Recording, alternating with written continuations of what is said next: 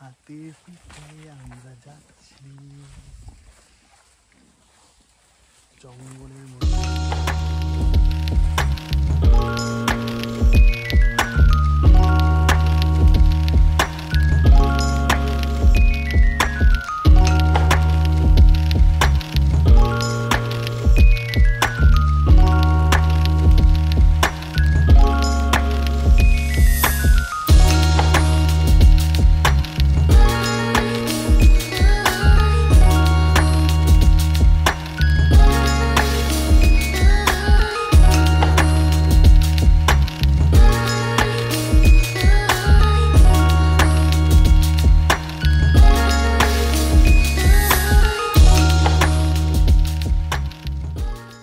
Good morning, তোমাদেরকে বলছিলাম যে সকালের ভিউটা কি অসাধারণ। এই কুয়াশা মাখা যে কটেজগুলো আর দূরের জঙ্গলের যে ভিউটা, এটা দেখার মতো। মানে জঙ্গলে ঘুরতে আসলে শীতকালে স্পেশালি এটা কিন্তু এত ভালো লাগবে দেখতে যে ক্যামেরায় জাস্টিস করে না, জাস্ট চোখে দেখা উচিত অ্যাটলিস্ট। হ্যাঁ, তবে কষ্ট করে সকালে ঘুম থেকে উঠতে হবে, নাহলে দেখা যাবে না এই জিনিস। আর আমাদের সাফারি 9টা থেকে আছে, তো এখনও একটা সাফারির টাইমিং আছে 7টা থেকে 8টা। তো সেটার হয়তো স্লটটা স্টার্ট হবে, অফিসও এখনও খোলেনি, হয়তো 7:15 সময় খুলবে। কিন্তু খুব এনজয় করছি এই টাইমটা এই মুহূর্তে।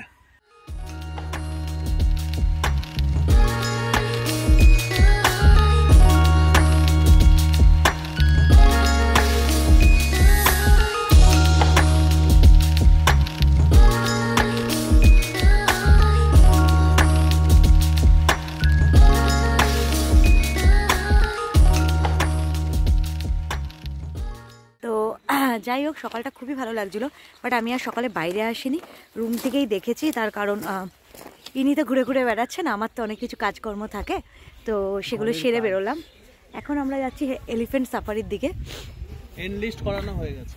হ্যাঁ, তো শুনতেই পাচ্ছ, তো ওইদিকে যাচ্ছি।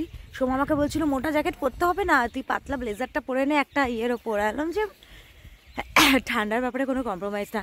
আর এখনও কি বলতো, যাচ্ছি ঠিকই, সত্যি বলতে কিছু দেখার এক্সপেকটেশন নিয়ে যাচ্ছি না, কারণ ফগি ওয়েদার কিন্তু এখনও আছে, তখনের মতো নেই ঠিকই, অনেকটা হালকা হয়েছে, বাট এখনও স্টিল আছে। তো অনেক কিছু এক্সপেকটেশন নিয়ে কিন্তু হাতি রাইডটা মারাত্মক লাগবে। হ্যাঁ, তো ওটাই বলছি, কিছু দেখি না দেখি কোনো প্রবলেম নেই, আমরা মেনলি এই সাফারিটাকে এনজয় করতে চাই। তো কুয়াশার মধ্যে একটা মায়াবী ব্যাপার থাকবে, হাতির পিঠে চড়ে, ও অসাধারণ। কেন কি বলো তো, দেখো আমরা তো জিম কর্বেটেও খুব ভালো সাফারি করেছি, অনেক কিছু দেখেওছি, বাঘও মিস করিনি, বাট যেটা কথা যে এলিফ্যান্ট সাফারি না আমারও করা হয়নি, প্রত্যেকবার বাধা এসছে, ও কখনো করেনি, তো আমাদের দুজনের জন্যই ফার্স্ট টাইম, তো ওটার জন্য আমরা খুব এক্সাইটেড। আর আমাদের টাইমও হয়ে এসছে, প্রায় এখন 15টা বাজে, 9টার থেকে আমাদের সাফারি শুরু। আর আজকে দেখো আমি চশমাও পরে নিয়েছি, যদি দূরে কিছু দেখা যায়। আর কালকে রাতেও এখনও সকালবেলা এখানে অনেকগুলো ময়ূর ঘুরছে, এই সামনে দেখতেও পাচ্ছি, বাট তুলতে পারছি না এই কারণ ফগ আছে, তো আমরা চোখে দেখলেও ক্যামেরায় আসবে না। আর রাত্রেবেলা শালিক তো নর্মাল, আর রাত্রেবেলা ময়ূরের ডাকও শোনা যাচ্ছিল। প্রথমে বুঝতে পারছি না, বলছি কি একটা পাখি এসছে ডাকছে কি একটা, তারপরে দেখলাম ময়ূরের ডাক। আর হাতিগুলোও মানে খুব ডাকছিল। আমরা একটু ওই পাশটা রাতে হাঁটতেও গেছিলাম, খাওয়া দাওয়ার পরেও হাঁটলাম, তো অন্ধকারে আর তখন কিছু তুলিনি আমরা, রেডি। হ্যাঁ, হয়ে গেছে। এখন আমরা ফুল এক্সাইটেড, এখন আমরা যাচ্ছি এলিফ্যান্ট সাফারি। হ্যাঁ হ্যাঁ হ্যাঁ, তো আমরা উঠছি।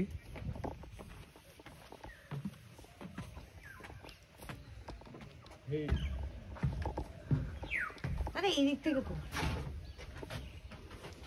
পারবি তো? দেখ, ফাইন ফাইন চলে এই পিঠা। ওরে বাবা, এই দেখে মাঝখানে একদম মাঝখানে আছে তো? হ্যাঁ, তুই দেখে নে একবার, তুই তোর ব্যালেন্স দেখে এটা এত ভেরি ভেরি ভেরি ভেরি। মোবাইলটা নিতে হবে, মোবাইলটা এই দেখো পড়েছি, মোবাইলটা নিতে হবে। হ্যাঁ বাবা, এরকম হবে নাকি? হ্যাঁ হ্যাঁ হ্যাঁ, আমি মোবাইল ধরতে পারবো না এরকম করে? হ্যাঁ, তোমার করার দরকার নেই, যেখানে করবি সেখানে করবি। পুরো এদিক এদিক হচ্ছে, এদিক ওই এদিক। দেখ দাদা তুলছে, আমাদের ভিডিও তুলছে দাদা।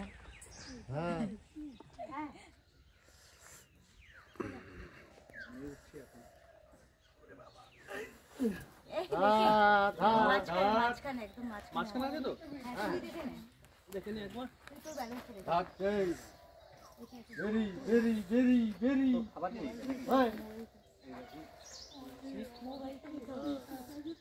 এরকম হবে না? হ্যাঁ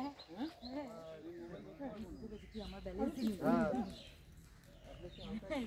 স্টার্ট করছি এবার। আমার বড় ব্যালেন্স না আমি ঠিক আছে। আমার দেখ এর কি বলতো খাওয়া শেষ হচ্ছে না, খালি একবার এই জঙ্গলে ঢুকে খাচ্ছে, একবার এই জঙ্গলে ঢুকে খাচ্ছে, তারপরে থেকে বকা খাচ্ছে। আমার মতো না, আমি উঠেছি আমার মতো। চুপচাপ থাকছে, এই শুধু খাওয়া। ওদিনটা ভালোভাবে দেখতে পারবে। দেখি হ্যাঁ ঠিক তো পারবে।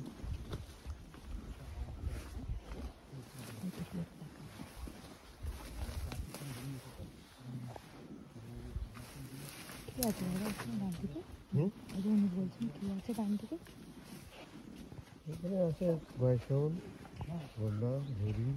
আচ্ছা সকালে তো সব পাইছি, বয়সনও পাইছি, হরিণ, সকালে গন্ডা। এই দেখ, সকালে বাইসন গন্ডা সব পাইছি। এই এরিয়ায় পাওয়া যায় না আরো ভিতরে ঢুকতে হয়? ঘোরা ট্রেন দিতে হবে, আচ্ছা আচ্ছা নদী পার হয়। নদী পার হয়। ও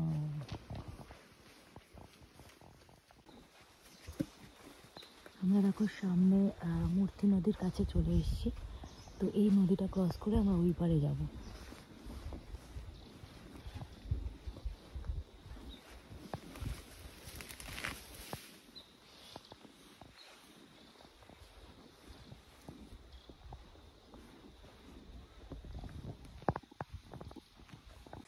তোমরা রিভার ক্রস করছি মূর্তি নদী,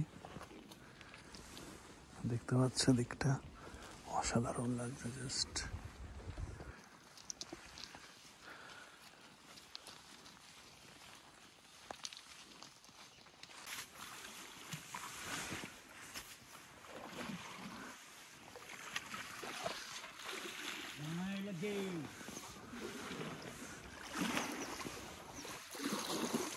রিভার ক্রস জল খাচ্ছে।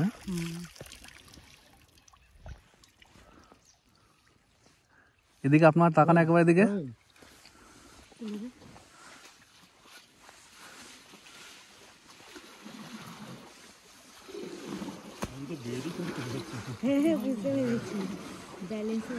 দারুণ লাগছে না? হ্যাঁ এটা লাইফ টাইম এক্সপিরিয়েন্স, দারুণ লাগছে। এদিকে ভিউটা দেখো,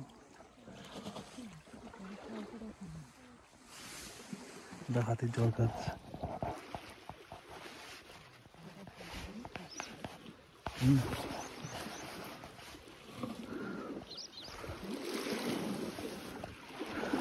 যে হাতিটা যাচ্ছে সেটার বয়স হচ্ছে 18 বছর, তার জন্য খেতে খেতে খেতে খেতে যাচ্ছে, একটু নটি আছে, দুষ্টু টাইপ।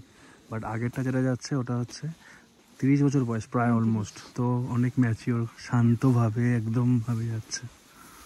আর আমাদেরটা কিছু না কিছু অলওয়েজ করছে। এ দেখো মাধুরী, ওর নাম মাধুরী। এই তো আমাদের এটা, আমাদের নাম মাধুরী।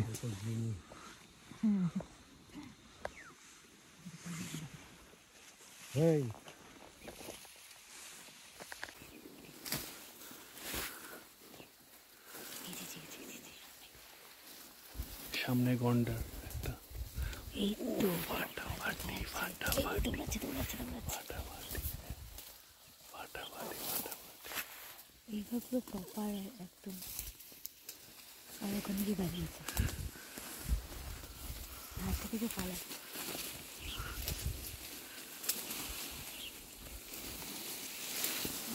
আমরা দেখছি ওর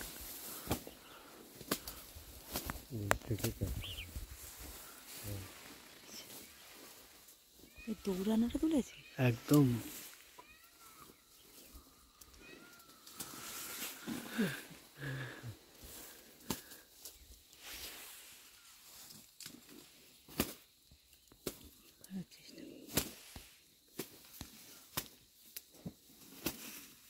গন্ডার মুখটা এখানটা ঢেকে যাচ্ছে, কিন্তু দারুণ দেখলাম, একদম প্রপার মুখ বাড়িয়ে রেখেছে। মুখটা তো হ্যাঁ একটু মুখ বাড়িয়ে রেখেছে।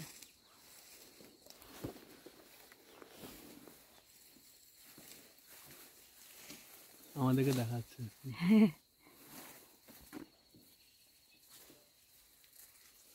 এই চলে যাচ্ছে,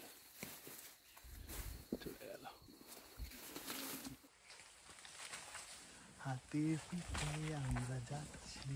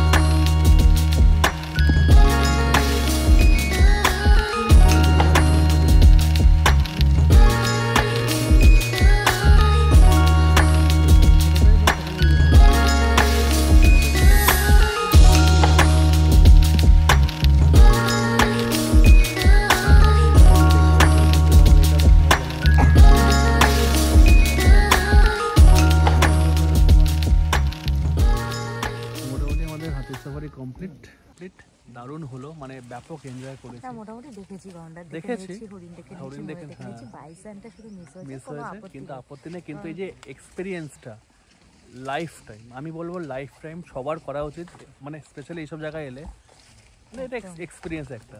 তারপর নদী ক্রসিংটা আমার দারুণ লেগেছে। না, আমার খুব আফসোস ছিল কাজিরাঙাতে আমরা জিপ সাফারি করেছিলাম, এলিফ্যান্ট সাফারিটা আমরা মিস করেছিলাম। তো আমার সেই থেকে মাথায় ছিল যে ওটা করতে হবে, ওটা করতে হবে, তো ওটা পূরণ মানে ফুলফিল হয়ে গেল একদম।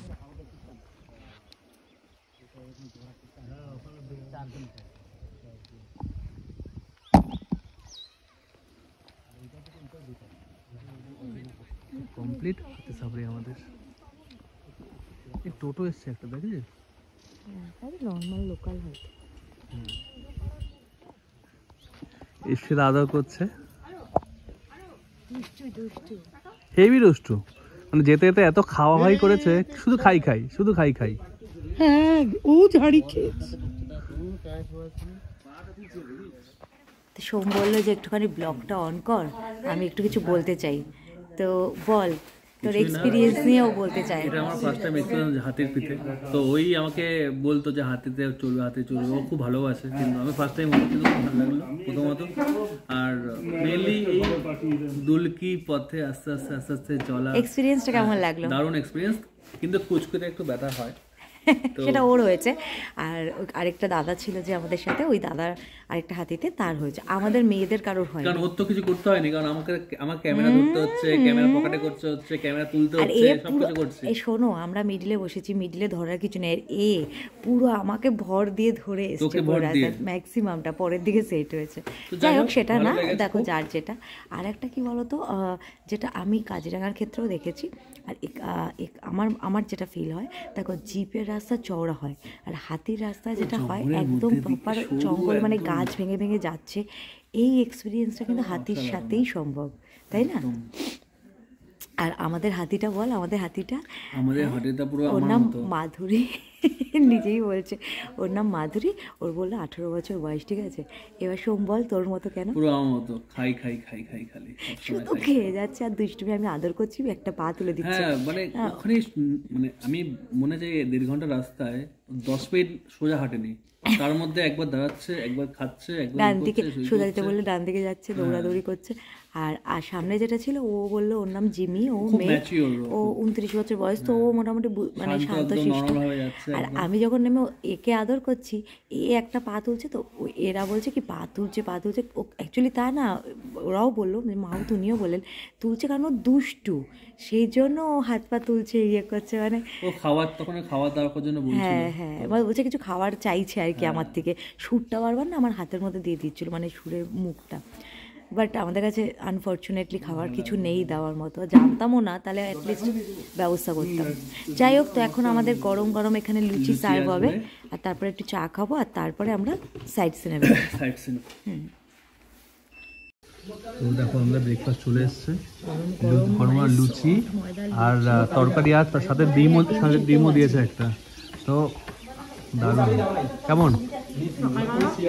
আমার আজকে ফার্স্ট টাইম সকালবেলা খিদে পেয়ে গেছিলো, তো আমরা কাপ কেক নিয়ে এসেছিলাম, দুটো কেক খেয়ে গেছিলাম।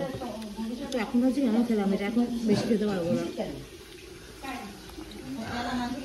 নরম একদম সলিড, আর গরম গরম এরকম পাশে এরকম ভিউ দেখতে দেখতে ব্রেকফাস্ট দারুণ।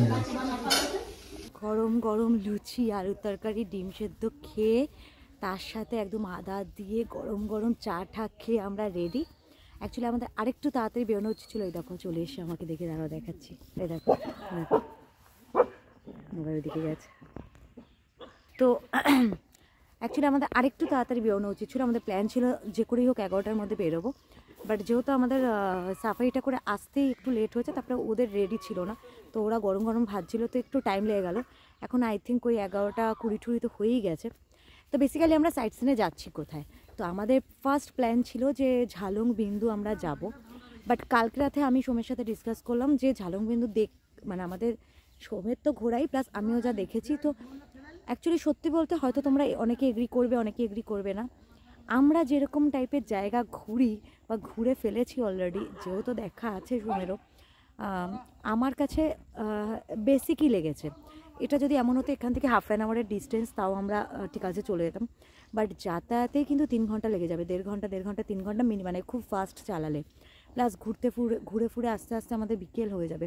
তো আমার এতটাও মনে হয়নি যে এতটা জার্নি করে গিয়ে এমন কোনো জায়গা সেটা। তো আমি সোমকে বললাম এটা স্কিপ করে যেতে, এটা আমাদের যাওয়ার আর দরকার নেই।